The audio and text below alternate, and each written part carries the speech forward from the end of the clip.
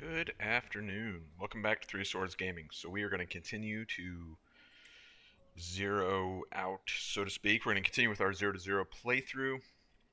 Zero out is actually a thing, if you didn't know that. Alright, yeah, so last time we demonstrated the highest level of zero-ness by stumbling through a strike mission. But we did get it done, which got us that much closer to the turtle. Where's Turtle at? Yep, so, is that the thing? Yeah, that's the thing. We got the thruster control unit. And then we also grabbed, what was the other thing we grabbed? Thruster plans. So we're good on thrusters, I guess. Is there any other thruster things? We need some seating, some turret stuff, saddle color selection. We actually already have those dies. We just need to grab them. We'll have to do that at some point. We're going to get this here in just a second. When we also get, I think for dichotomy as well. Although, ooh, do we have to do this with, oh, maybe it's not actually here at all. I thought we needed this for dichotomy also. But, what is that? Oh, we got a fish. No, we don't need it for dichotomy. Alright, well, we do need it for turtle. So we're already queued up here. Part of a little squad. Whole bunch of cats. I love that chair. Kind of wish I bought that chair. I never use chairs, though. So, like, even if it was available right now, which I assume it's not, what would it be? Would it be a toy? I think it'd be a toy. Yeah, there's a chair. So even if the cat chair was available, like, buying it would, I guess, be kind of silly since I never use chairs. There was something else today I was thinking was, like, really, really good, too. A gem store thing that, like, I kind of wish I had. Anyway, immaterial. Has nothing to do with anything. Yeah, so today, I have a plan. Not saying it's a good plan. There are two types of plans, plans that exist and plans that don't. So it falls into that former category, which makes it better than the second category. So the plan is to do a series of meta events, which are going to advance like a number of these collections that we got up here. So like this doesn't need any more meta events. We just got to go buy some things from exalted vendors. But Pauldron's here. Yep, we're going to try and get that today. Orphis. We're going to try and get that today, too. Plate. I don't think we're going to get that one today, as much as I would like to. What about boots? Yep, going to try and get that one today. This one's going to be pretty iffy on whether or not people are actually doing it. So hopefully that'll be the case. We'll see. What does it take? Bandit Crest. I wonder how many Bandit Crests we actually have. You know, I wonder about our dry top and silver waste currencies. Let's take a look. I don't remember if we need 250 or 500. We're good on crests either way. That should be more than enough. Geodes, I'm a little unsure. We might be able to get more geodes simply by doing some of the return to stuff. Let's see. Is this geodes? Karma, coin purse, or lumber, plants. 300 geodes for tier 3. Which would be 9. We're currently at 6. So in theory, if we were to do some more dry top things, harvester, miner, and woodland, for example, then we could get the geodes we need if in fact that is the case. So when it comes to that armor, we have options. We are not in a state of crisis. I think we're going to be good on, on damage here. Feel like people are cruising along pretty aggressively. No, now we gotta get the things.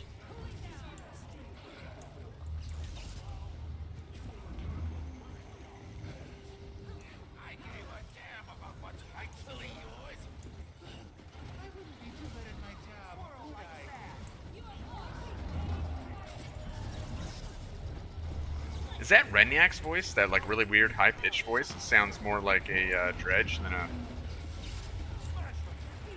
Char, but I think that is actually Renyak's voice, isn't it? Let's see. If I get... Yeah, that is Renyak's voice.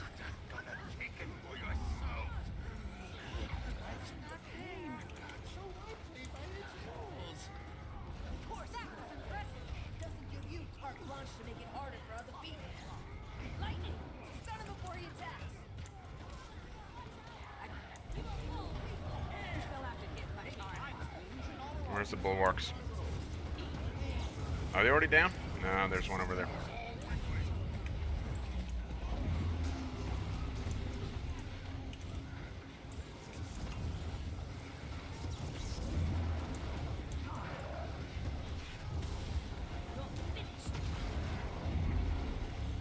Such a mess.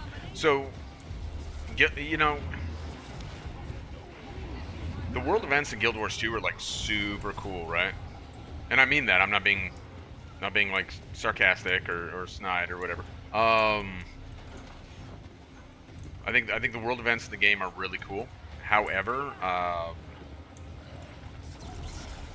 the visual noise of these things is, I'm gonna stop short of saying it's a problem. It's a lot. There is a, you know, this event's a great example because not only do you have all the visual noise from all the players and all their effects, but look, you know, we have so many other things with panels on the floor lighting up, a lot of AoEs, so you get a lot of stuff on the floor in addition to, you know, panels spinning lasers. There's just so much. Gyros.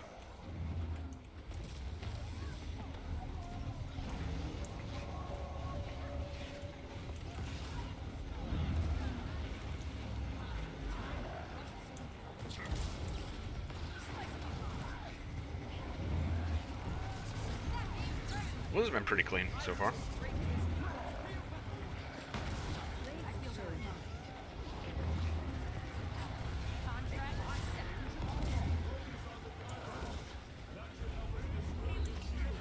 Oh, they're back up. That was fast.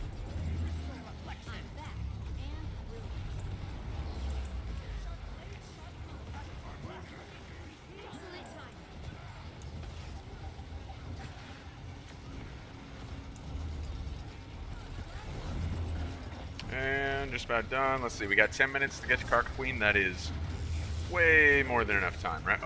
Oh no, I'm out of electromagnetic pulse. We'll do what we can. Alright, nice. So we should see achievement, turtle unlock. There we go. Oh, look what happened with 1 minute left. Or maybe it happened 1 minute ago, but with 1 or 2 minutes left, a settlement came uncapped. Like, that was super predictable, unfortunately. And that's why, like back in the day when this was run routinely, a map would hang out like 15 minutes before and allow everything to uncap until like 5 minutes before Karka Queen, and then would put forth the effort to cap all of them in those last 5 minutes to ensure that this would not happen. Now, having said that, it just turned to 1400 Eastern Standard Time, and like we're still trying to uncap this. That doesn't mean Karka Queen's not going to spawn. There's a window, so we should be fine. It's just like mildly annoying is what it is.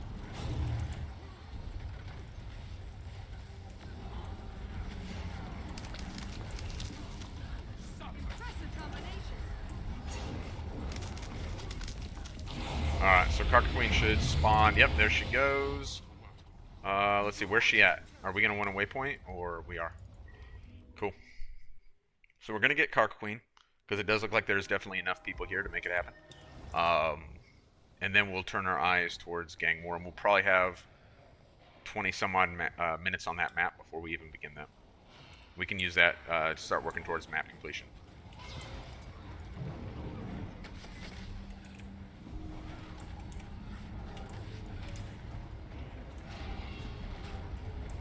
Oh, I wasn't paying attention. Got rolled right over. I forgot I did that. Thanks, buddy.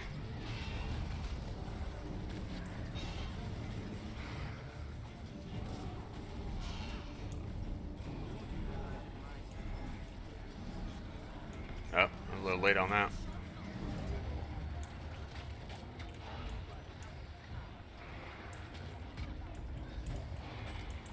Again, visual noise, like really crazy.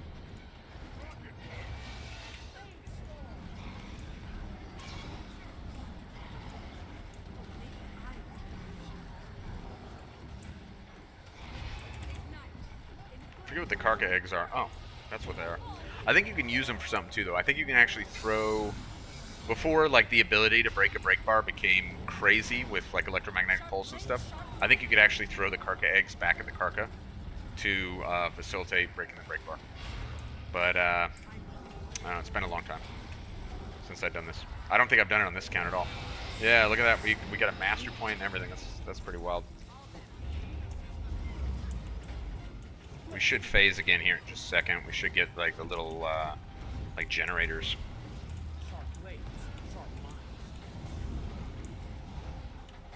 Replenishing. Should be any second now. I feel good. Yeah, there we go.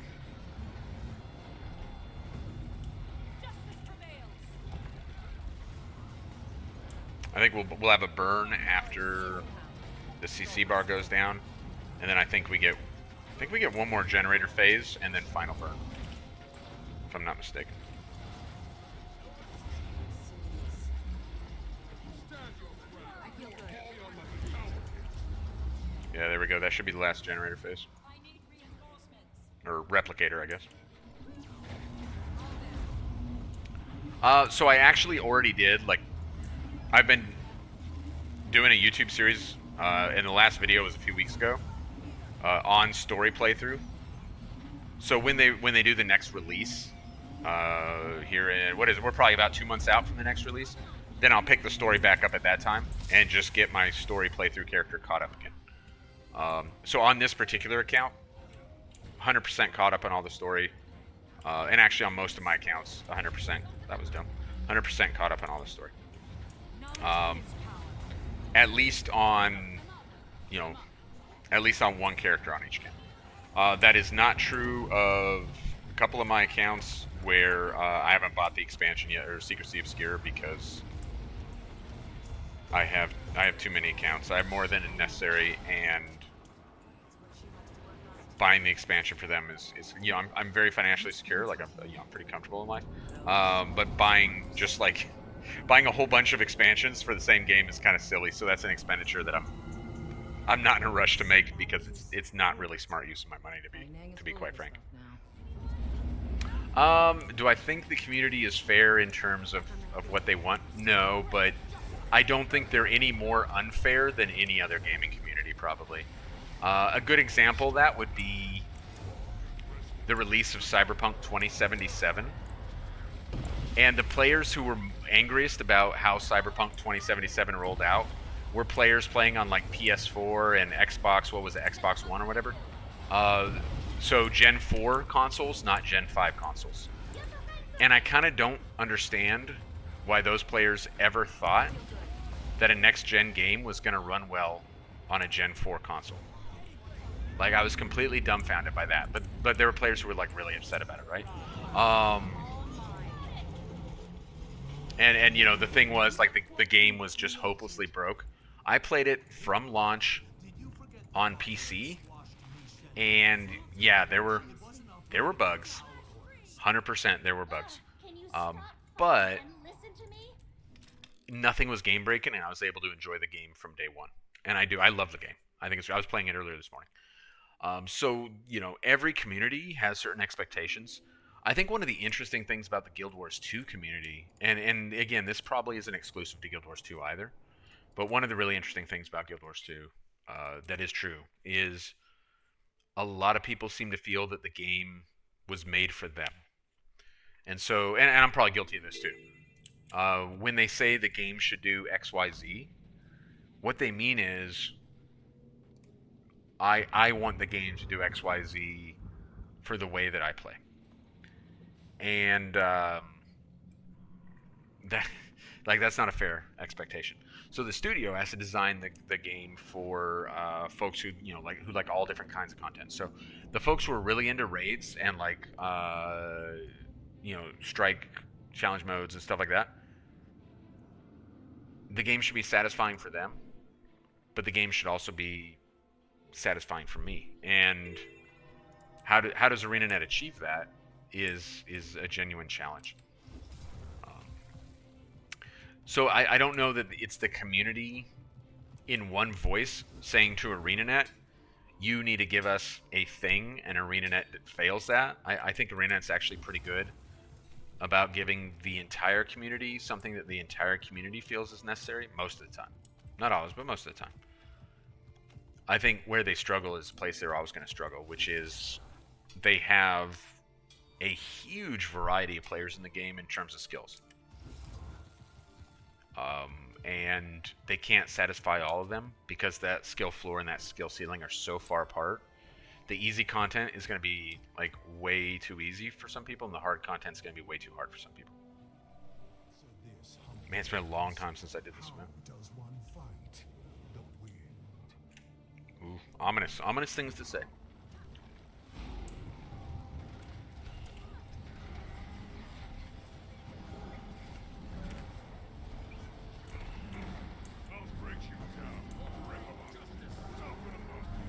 Still have to hit much harder.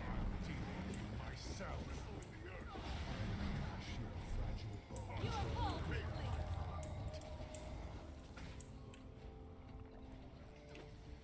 This is one of the events that actually duplicates the effect of the human character tutorial, or that that initial instance when you create a human, and that's by design. As I recall, almost every character that duplicates that, with the exception of I think the Earth Elemental in Tangled Depths. Every other time we see that duplicated, we see it duplicated by a very powerful centaur. The idea being that the centaur, like shamans, are the ones who can actually like create that type of Earth Elemental.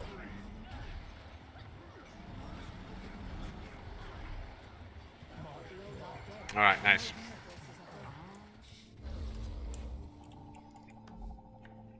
Oh, we got those things. And you know what? Let's go throw 4 of them into the forge.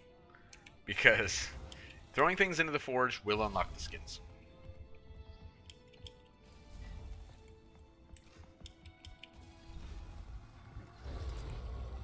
Ooh, almost fell in the forge. What happens if you fall in the forge? Ah, no, that ain't gonna work. That will, though. Alright, 4 more skins unlocked. Let's savage whatever else we got. Daily's done.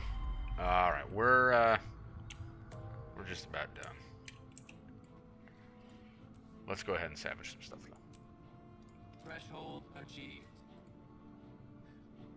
What level is this? 60? Yeah, we'll go ahead and use that, I guess. Are we already full up on Elderwood logs? Interesting. Alright.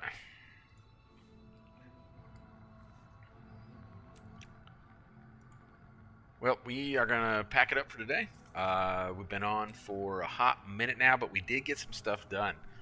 So we have made progress on Turtle.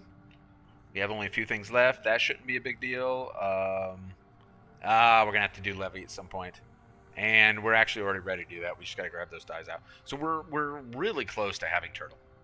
And then, like too easy. We can do that tomorrow. Not a problem. What else did we get done? We also made some progress on some of the pieces of our Mistward Armor. Now, there are a few things that we weren't able to get.